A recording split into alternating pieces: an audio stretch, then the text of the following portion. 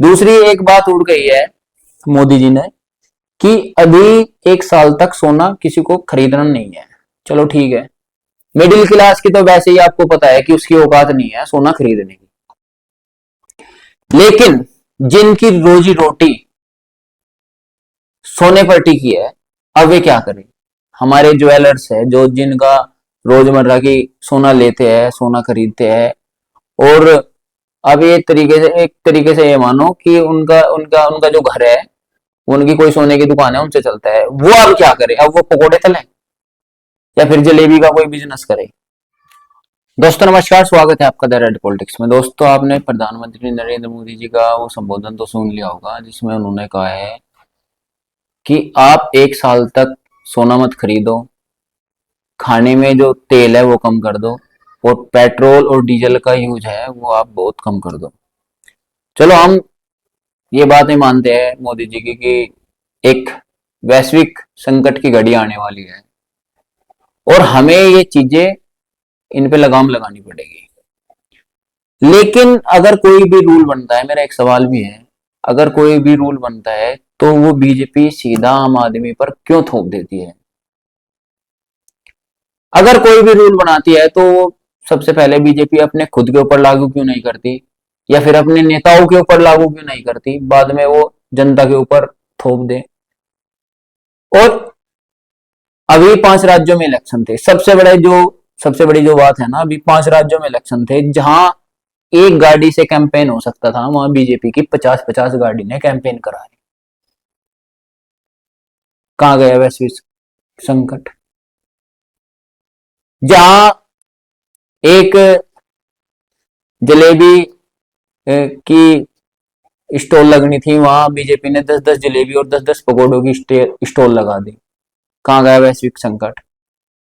दूसरी एक बात उड़ गई है मोदी जी ने कि अभी 1 साल तक सोना किसी को खरीदना नहीं है। चलो ठीक है, मिडिल क्लास की तो वैसे ही आपको पता है कि उसकी औकात नहीं है सोना खरीदने की। लेकिन जिनकी रोजी रोटी सोने पर टिकी है, अब वे क्या करें? हमारे ज्वेलर्स है जो जिनका रोजमर्रा की सोना लेते हैं, सोना खरीदते हैं। और अब ये एक तरीके से ये मानो कि उनका उनका उनका जो घर है, उनकी कोई सोने की दुकान है, उनसे चलता है। वो अब क्या करे? अब वो पकोड़े तले या फिर जलेबी का कोई बिजनेस करे? अब नरेंद्र मोदी जी ने तो कह दिया 40% मैं आपको लिख के देता हूं। उनकी बातें 40% घरों तक पहुंचती है और 40% लोग सोना खरीदना बंद कर देंगे। लेकिन अब वे ज्वेलर्स क्या करेंगे जिनके बड़े बड़े शोरूम है, जिसमें 50-50 आदमी काम कर रहे हैं? अब वो क्या करेंगे? अच्छा दोस्तों, बात सिर्फ इतनी सी है कि बीजेपी कोई भी रूल लागू करने से पहले ये क्यों नहीं कहती कि बीजेपी के नेता 1 साल तक सोना नहीं खरीदेंगे। बीजेपी का कोई भी मंत्री, विधायक, एमपी, एमएलए साइकिल का ज्यादा से ज्यादा यूज करेगा और तेल का 10% कम यूज करेगा। अगर वो इस बात को सबसे पहले अपने ऊपर बीजेपी लागू कर ले और तब कहे देश से, देखो हमारे मंत्रियों ने ये सब चीजें छोड़ दी है।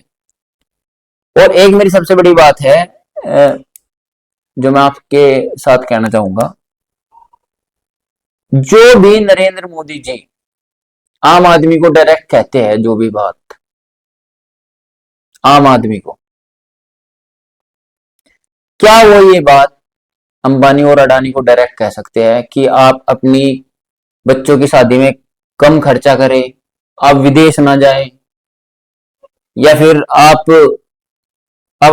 अपने खर्चों पर लगाम लगाएं? 2-3 आदमी लगातार खरीदने पे जुड़े हैं। वे रेलवे स्टेशन खरीदेंगे, ताजमहल खरीदेंगे, लाल किला खरीदेंगे, देश को खरीद देंगे, देश की कीमती जमीन खरीद देंगे। लेकिन आम आदमी को बड़ा संभल के चलना पड़ेगा। आम आदमी को वो घर पे पकौड़े नहीं बनाएगा, अब जा सोना नहीं लेगा। सोना लेने की तो आपको पता ही है, आम आदमी की वैसे ही औकात नहीं है।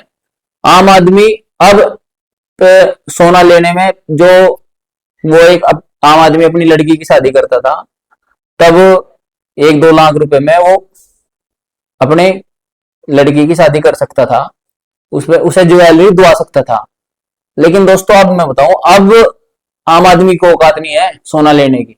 आम आदमी तो वैसे ही सोना नहीं खरीद रहा। लेकिन क्या ये फॉर्मूले पूरे बीजेपी पर लागू हो गए?